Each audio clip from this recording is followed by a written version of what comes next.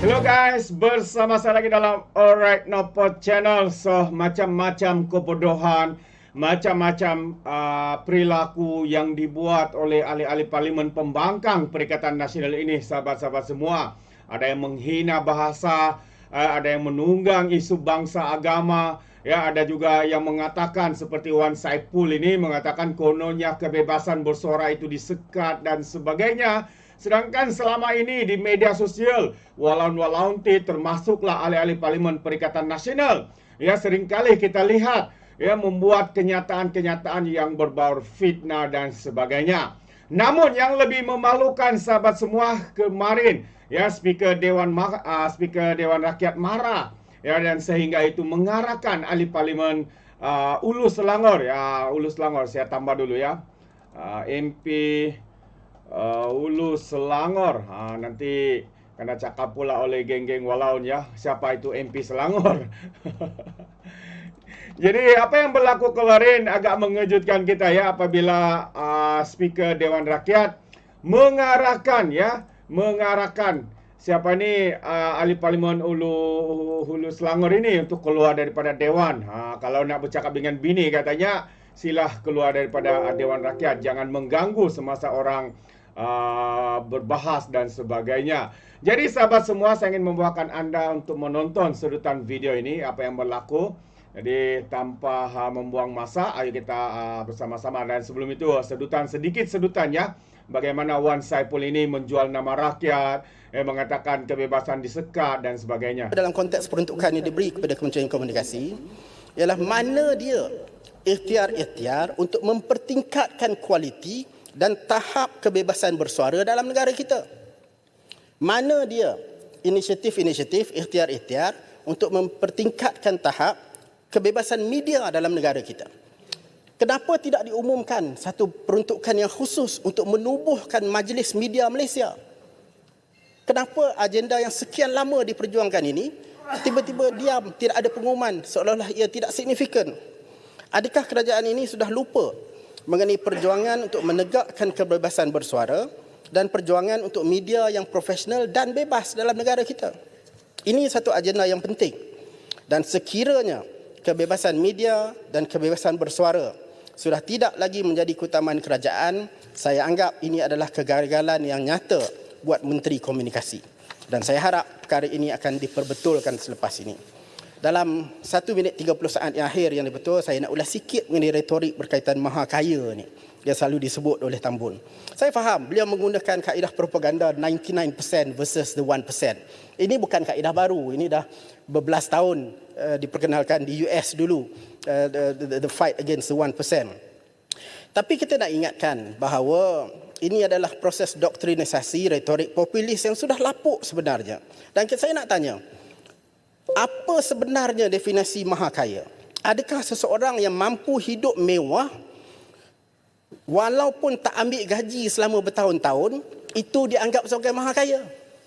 Adakah orang yang jadi jutawan setelah jadi seorang setiausaha politik sahaja, itu masuk kategori maha kaya?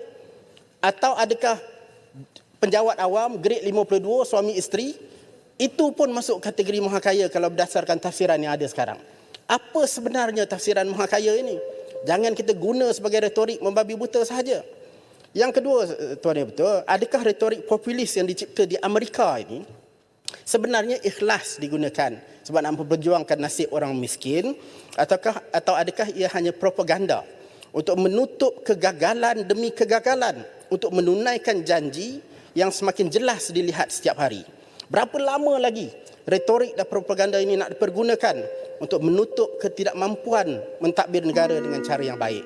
Jadi saya rasa cukup-cukuplah gunakan retorik, tapi buatlah kerja dengan baik supaya rakyat nampak, bukan saja dengar tapi nampak hasilnya. Jadi dengan itu yang betul, masa pun dah habis. Saya menghormati permintaan yang betul tadi. Terima kasih. Assalamualaikum warahmatullahi wabarakatuh. Terima kasih Yang Berhormat Tasik Gelugur. Sementara itu Yang Berhormat Ulu Selangor, besar ke nak cakap sampai sini saya dengar? Bini telefon ke? Kalau agak mustahak sangat, di luar sana. Ya. Berikutnya saya mempersilakan Yang Berhormat Ledang. So itu dia sahabat semua, sehingga begitu marahnya Speaker Dewan Rakyat ini terhadap perilaku tak apa yang dibuat oleh ahli-ahli parlimen daripada pembangkang, satu yang amat-amat memalukan. Jadi kalau kita lihat kenyataan media ini, sahabat semua, ini menunjukkan betapa biadabnya, tidak menghormatinya ahli-ahli parlimen ya daripada pembangkang ini dengan membuat tindakan-tindakan yang kita boleh anggap sebagai tindakan biadab ya. Orang tengah berbahas, tidak kiralah yang berbahas itu daripada pembangkang ke apa, kena memahami dan juga menghormati ya peraturan dewan. Kalau nak bercakap itu janganlah ya membuang tenaga bercakap dalam Dewan Rakyat, ya bercakap dalam telefon pula tu. Jadi Hulu Selangor disekolahkan oleh timbalan speaker. Apa sudah jadi? Ini antara kenyataan media itu. Jadi mari kita lihat ya kenyataan media secara lebih detail. Jadi Muhammad Hasnizam Harun, ya ahli parlimen PN Hulu Selangor disekolahkan oleh timbalan speaker Dewan Rakyat Ramli Muhammad Nur kerana didakwa menggunakan telefon bimbit semasa sesi perbahasan RUU Pembekalan 2025 hari kemarin ya, ataupun Belanjawan 2025 Malaysia Madani. Apa yang dikatakan oleh Speaker Dewan Rakyat, katanya, Yang Berhormat Hulu Selangor, mustahak ke nak bercakap sampai sini saya dengar. Bini telefon ke? Soalnya. Kalau agak mustahil sangat di luar sana, sambil menunjukkan keluar dewan, katanya. Hasnizam didakwa berbual menerusi telefon bimbit dengan nada tinggi ketika Wan Saiful ya sedang berbahas. Sesi perbahasan diteruskan oleh Syed Ibrahim Sedno ya daripada ahli parlimen PHS di Parlimen Ledang selepas itu. Itu antara perkara yang berlaku, sahabat-sahabat semua, sangat-sangat memalukan. Jadi ya dengan itu saya juga membawakan anda untuk video yang seterusnya. Ya, itu perbahasan daripada Ledang ya. Perbahasan daripada Ledang. Jadi tanpa membuang masa, ayo kita tonton bersama-sama video ini. Apa sudah jadi? Kenapa hilang? Ini dia. Jadi mari kita tonton video ini bersama-sama. Sebagai wakil ketua parti 20 minit. Bismillahirrahmanirrahim. Assalamualaikum warahmatullahi wabarakatuh dan salam Malaysia Madani. Terima kasih kepada Datuk Timbalan Yang di-Pertua. Terima kasih kerana memberi ruang kepada Ledang untuk membahaskan usul rang undang-undang Belanjawan 2025 ataupun rang undang-undang perbekalan di peringkat dasar ini. Hari ini saya berdiri dalam Dewan yang mulia ini untuk membawa suara rakyat yang menjadi wakil kepada rakyat di Ledang, antaranya saudara Satash Prabagaran, seorang pemandu lori di Ledang, saudara Syamsul Katimun dan Eng Kencuan, pengusaha pekebun kecil di Bukit Gambir, Puan Masna Abu, seorang usahawan keripik wanita dari Serum 3, Ledang, Cikgu Firdaus Jalil, guru anak jati Ledang, dan saudara Muhammad Idris Wahid, anak muda dari Kampung Seri Makmur, Tangkak, yang ada bengkel sendiri. Tuan Yang Pertua, menanti giliran membahaskan usul Belanjawan 2025 ini, saya sempat meneliti maklum balas daripada pelbagai pihak sama ada di atas talian maupun bertentang mata. Dan saya berpegang kepada prinsip keterbukaan. Bahkan saya percaya kerajaan hari ini sentiasa membuka ruang dan mendengar pandangan, juga mendengar kritikan serta kecaman. Dan saya agak kecewa bahawa apabila saya dengar respon daripada Yang Berhormat Putrajaya, sebaik selesai usul Belanjawan 2025, beliau menyebut bahawa kononnya tiada clear mapping, dengan izin, tiada clear mapping daripada pembentangan Yang Amat Berhormat Tambun tempoh hari.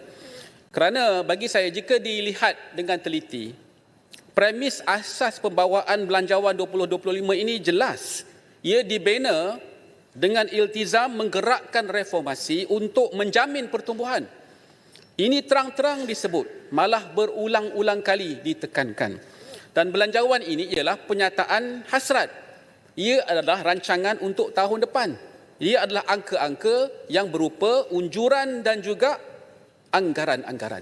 Jadi kadang-kadang kita nak minta secara spesifik, ya, itu ruang yang kita ada, tetapi itu bukan dalam bentuk belanjawan ataupun dalam ucapan tersebut, tetapi melalui pemantauan-pemantauan yang berterusan. Penangguhan sebarang projek mega, penumpuan kepada projek berkepentingan rakyat, menangani isu kesenjangan ekonomi dan kemiskinan, penekanan kepada usaha untuk memulih ekonomi melalui inovasi, pulangan manfaat daripada penyasaran subsidi. Ini semua adalah dasar-dasar yang clear dan sudah ada rancangan-rancangan untuk dilaksanakan. So, ini semua adalah bagi saya titik-titik yang disusun dalam satu penggambaraan untuk kita membina jalur ekonomi yang jelas, ranjau dan durinya. Memang tidak sempurna. Benar, ada yang katakan tadi bahawa kita mungkin lupakan kelas pertengahan anak muda tadi disebut oleh Muar dan golongan rentan. Saya tidak percaya itu boleh berlaku dan saya tidak akan benarkan juga untuk kita melupakan kelas pertengahan maupun anak muda ataupun golongan rentan ataupun wanita. Sudah tentu itu tidak boleh juga berlaku dan saya akan juga bantah sekiranya ianya menyebabkan masalah kepada golongan-golongan ini. Dan juga saya tidak bersetuju bahawa untuk mengatakan bahawa projek pembangunan di kawasan-kawasan ahli parlimen pembangkang tidak boleh dilaksanakan kerana ianya adalah ahli kawasan ahli parlimen pembangkang. Saya tidak setuju sama sekali. Dan naratif ini tidak berlaku di bawah pun. Kerana apa yang dibawa oleh Yang Berhormat Tambun jelas mengatakan bahawa projek-projek rancangan tempatan banjir juga berlaku di kawasan-kawasan ahli parlimen pembangkang. Jadi tidak timbul bahawa kita ada peminggiran dan sebagainya. Tuan Yang di-Pertua, saya percaya bahawa kita melaksanakan dasar keterbukaan ini dan kita kita sebagai wakil rakyat, mewakili rakyat, kita bawakan perkara-perkara yang baik untuk kita bahaskan. Pada hari ini, saya ingin bahaskan berkenaan dengan 3 perkara utama. Yang pertama ialah berkenaan dengan digital. Kebetulan Yang Berhormat Menteri Digital ada di sini. Kedua, saya akan bincangkan berkenaan dengan isu keselamatan. Dan yang ketiga ialah berkenaan dengan pendidikan. Menurut Axel Van Trotsenberg, harap saya sebut dengan benar, beliau ni pengarah kanan Bank Dunia. Beliau mengatakan bahawa menerima dan mengguna pakai teknologi digital bukan lagi satu pilihan, ia ialah satu keperluan. Dengan izin, embracing digitalization is no longer a choice, it is a necessity. Usaha transformasi digital dalam sektor melibatkan ekonomi kini berada di atas landasan. Namun, memang benar ianya wajar dipertingkat dan diperkemaskan. Ianya masih menjadi satu perjuangan. Pelaburan digital di Malaysia telah meningkat dengan ketara, mencecah 62.22 bilion ringgit untuk separuh pertama tahun 2024. Ini melepasi, kalau kita bandingkan pertumbuhan pelaburan bagi 1 tahun untuk 2023. Jadi, ini adalah satu perkembangan yang menarik. Dan jelas bahawa pelaburan yang berjumlah bilion-bilion ini membawa keuntungan kepada sektor ekonomi negara. Cuma, bagi melunaskan tuntutan kepentingan rakyat, maka wajar sektor digital ini diperlihatkan manfaatnya kepada rakyat terbanyak. Bukan hanya pada kalangan rakyat di bandar tetapi juga di luar bandar. Selain manfaat urus niaga seperti transaksi tanpa tunai dan promosi atas talian yang menjimatkan masa dan tenaga, apalagi ruang dan peluang yang boleh dimanfaatkan oleh rakyat luar bandar dengan pertumbuhan pesat digitalisasi ini. Ini bukan persoalan mudah, ini bukan persoalan enteng. Kerana ia boleh mewujudkan kesenjangan digital dalam kalangan rakyat di bandar dan luar bandar jika kita tidak berhati-hati. Selari dengan pertumbuhan yang pesat ini juga, suka untuk saya sampaikan ucapan tahniah kepada agensi kerajaan yang telah menggerakkan usaha membantras gejala jenayah cyber. Namun melihat kepada evolusi ancaman cyber hari ini, kerajaan perlu menggandakan usaha dan rakyat perlu lebih berwaspada. Kerugian wang ringgit dan musibah hidup akibat daripada ancaman cyber ini semakin hari semakin merisaukan. Jadi saya mohon Menteri untuk jelaskan bagaimanakah modus operandi scammer ini masih berani beroperasi walaupun usaha membantras semakin digalakkan. Serta bagaimana syarikat-syarikat telekomunikasi boleh memainkan peranan mereka dalam membantras ancaman jenayah cyber ini. Tuan Di-Pertua, dalam soal keselamatan, saya menyambut baik iktikad kerajaan dalam memberikan tumpuan kepada aspek keselamatan dengan pendekatan sebanyak 1.4 bilion ringgit kepada peruntukan keselamatan di bawah Kementerian Pertahanan yang berjumlah keseluruhannya 21.2 bilion ringgit. Saya sedia maklum berkenaan aspek strategi dan kerahsiaan yang berhubung kait dengan sektor ini. Namun, kalau kita ambil kira perkembangan yang terkait keselamatan, terutamanya keselamatan perairan, keselamatan sempadan negara, isu perolehan aset ketenteraan, saya kira wajar untuk kerajaan melalui kementerian yang terlibat terus memperkukuhkan prinsip integriti dan juga kebertanggungjawaban ataupun accountability dengan izin dan manfaatkan platform jawatan kuasa keselamatan, jawatan kuasa khas keselamatan di bawah Parlimen untuk kita juga memainkan peranan sama-sama dapat melihat bagaimana untuk memperbaiki keadaan ini. Maklumat awam dan laporan perolehan kerajaan yang akan dilaksanakan meliputi perbelanjaan lebih 600 juta ringgit wajar diperincikan.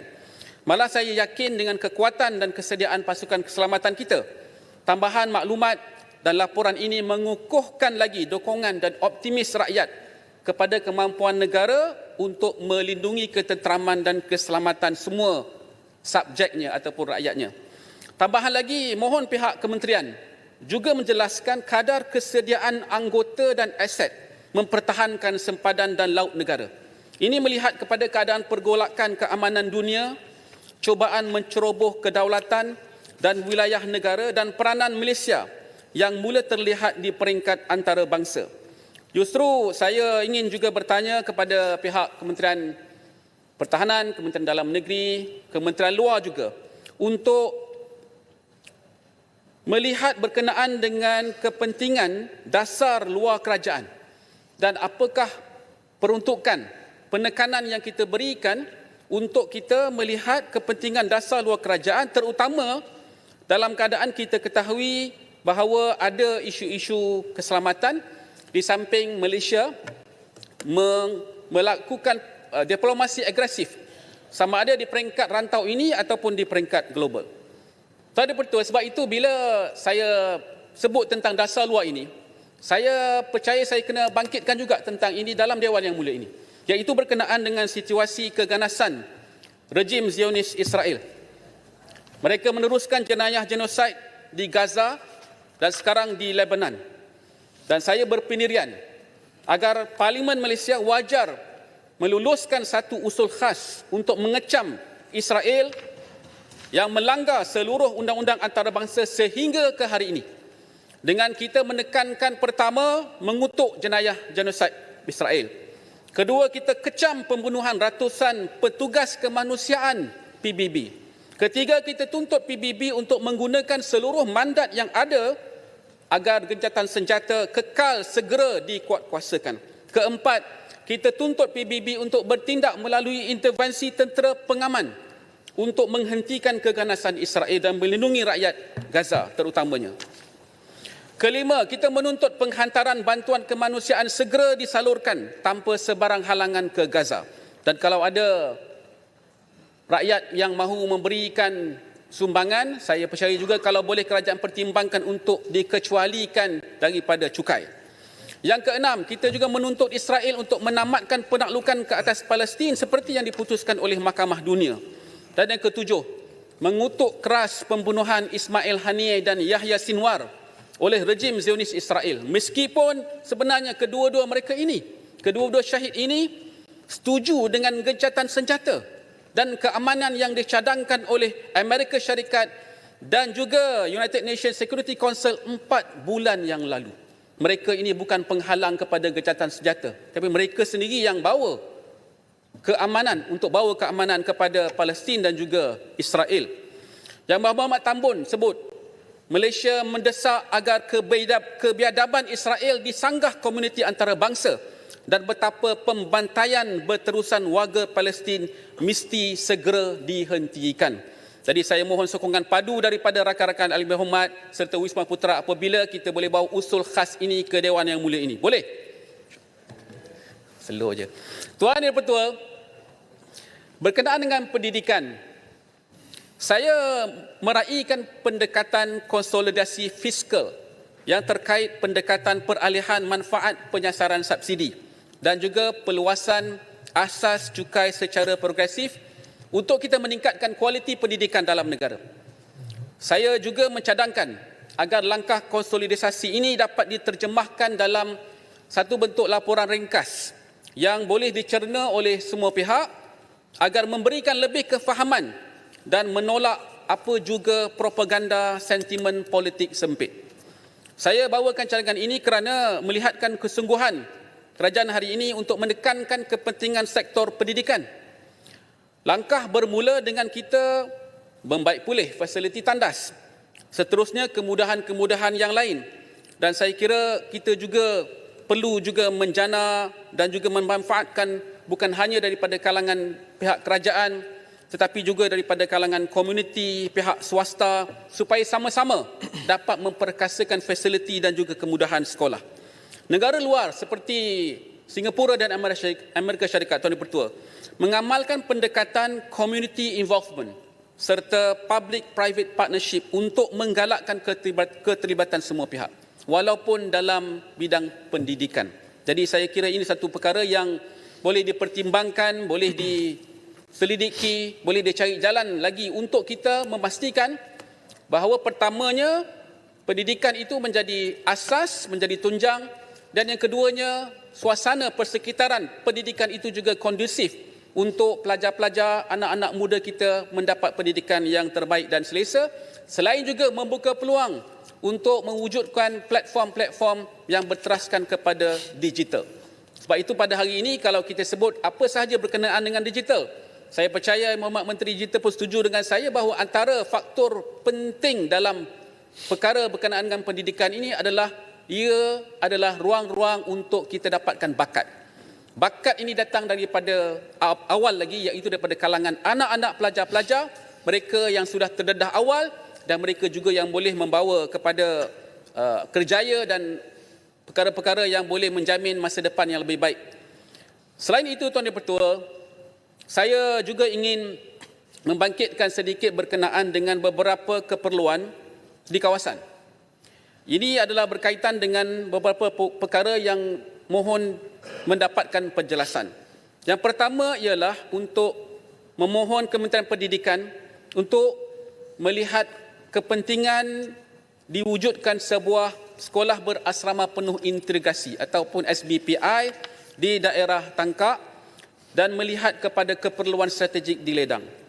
Yang keduanya adalah untuk memohon Kementerian Kesihatan menjelaskan status naik taraf Hospital Tangkak yang sekian lama dalam perancangan menantikan pelaksanaan. Saya tidak mohon lagi hospital pakar sebab saya tahu kosnya tinggi, tetapi untuk kita membaik pulih, menaik taraf hospital-hospital yang sudah pun berusia lebih daripada 110 tahun. Jadi saya faham daripada kalangan ahli-ahli berhormat, kawasan pun ada hospital yang bersifat begini, tapi saya harap perkara ini boleh membuka mata juga pihak kementerian untuk melihat dan memastikan hospital-hospital ini dapat dinaik tarafkan. Yang ketiga, Tuan Ketua, saya juga mengambil maklum dan mengambil kira berkenaan dengan pengumuman projek pelebaran Lebuh Raya Plus di negeri Johor. Dan saya jangkakan apabila dengan lebarnya lagi Lebuh Raya ini, maka lebih banyak volume ataupun trafik yang akan melalui Lebuh Raya ini. Maka saya juga mohon Kementerian Kerja Raya dan yang berkaitan untuk meneliti cadangan supaya melebarkan jalan keluar dan masuk Lebuh Raya di kawasan persimpangan Tol Tangkak. Sempit sangat. Kalau Tuan Petua pernah pergilah ke Tangkak, keluar daripada Tangkak itu, ada yang nak ke Segamat, ada yang nak ke Muar, dengan lori trailer panjang, memang sempit dan membahayakan bagi trafik yang lalu di situ. Yang keempat, Tuan Petua ialah memohon untuk Kementerian Pertanian dan Keterjaminan Makanan melihat kepada cadangan untuk mewujudkan hub petani dan pekebun di Don Tangkak dan Don Serum. Kerana di kawasan-kawasan ini memang ada ramai pekebun-pekebun kecil dan produk mereka ini adalah produk yang bernilai, yang berkualiti, dan saya yakin itu akan menjamin ekonomi untuk pekebun-pekebun kecil dan juga untuk merancakkan lagi ekonomi di kawasan Parlimen Ledang khususnya. Jadi saya harap insya-Allah dengan adanya peruntukan belanjawan yang berkaitan, yang sesuai dengan apa yang telah pun disebutkan tadi, maka insya-Allah kita akan dapat memastikan kebaikan dan manfaat bagi semua golongan rakyat. Tuan Pertua, sebagai mengakhiri perbahasan saya pada hari ini, ingin saya tekankan bahawa kewajipan untuk kita melakar belanjawan negara ini tidak mudah. Sebab itu kita bawa ke dalam Dewan Yang Mulia ini, kita bagi pandangan, kita bagi cadangan, dan kita lihat bahawa ekonomi dunia dia memang tidak menentu. Kita lihat kepada pelaburan, kita lihat kepada pertukaran mata wang. Tapi yang pentingnya adalah apabila kita lihat kepada keadaan ini, yang menjamin supaya kita ni kekal utuh, kita kekal kuat, ialah kerana kita ada ekonomi domestik yang kuat. Kita ada talent, kita ada bakat yang baik. Dan kita ada keadaan di mana kita boleh mengawal supaya perkara-perkara yang boleh menjahanamkan, yang boleh memburukkan keadaan, yang mungkin tidak ada kena-mengena dengan ekonomi, tidak ada kena-mengena dengan pembangunan, itu mesti dikurangkan, itu mesti digagalkan. Jadi bagi saya adalah satu kerugian apabila wang peruntukan berbilion-bilion ini kita tidak dapat uruskan dengan berhemah dan juga dengan baik. Dan dalam hal ini, Tuan Pertua, kita harus sentiasa beringat strategi membangun negara lebih maju, ke arah negara maju, dia tidak patut menjadi alasan untuk kita mundur moral ataupun kita mundur akhlak. Sebagai wakil rakyat, tugas kita menjadi contoh untuk terus kita mengangkat nilai-nilai mulia, hatta sekecil perkara seperti jangan langgar lampu merah mengikut peraturan, jangan buang sampah merata-rata dan lain-lain. Walaupun perkara kecil, tetapi ini juga yang menghambat negara-negara maju pada waktu ini. Tapi kita belum jadi negara maju, tapi kita kena pastikan supaya walaupun ini adalah perkara-perkara kecil, tetapi ianya melambangkan akhlak dan nilai kita. Dan ini semua mesti juga dilaksanakan secara langkah konsolidasi moral dan akhlak. Seperti yang diungkapkan oleh Sun Tzu, strategi tanpa taktik adalah jalan paling lambat menuju kemenangan. Taktik tanpa strategi hanyalah bunyi-bunyi sebelum kekalahan. Perancangan atau perangkaan belanjawan mesti diiringi dengan pelaksanaan taktik yang berkesan, berlatarkan kesungguhan dan fokus, ketelusan dan keterbukaan untuk mencapai kejayaan yang total. Sekian, terima kasih. Ledang menyokong usul belanjawan 2025. Assalamualaikum warahmatullahi wabarakatuh. Terbaik sahabat-sahabat semua. Itulah kualiti yang kita nampak ya.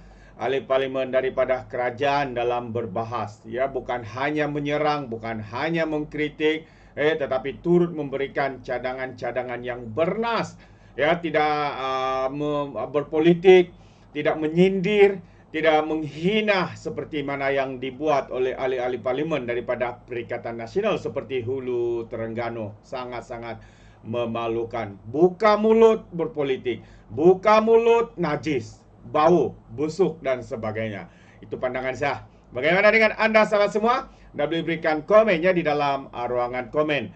Jadi terima kasih, izinkan saya untuk mengundurkan diri dan seperti biasa peribahasa mengatakan tak pun kangkap 2 tahun keinginan. Dalam bahasa Melayunya, tepuk dada, tanya selera. Sekian saja daripada Alright Napa Channel. Saya kita berjumpa lagi. Bye-bye.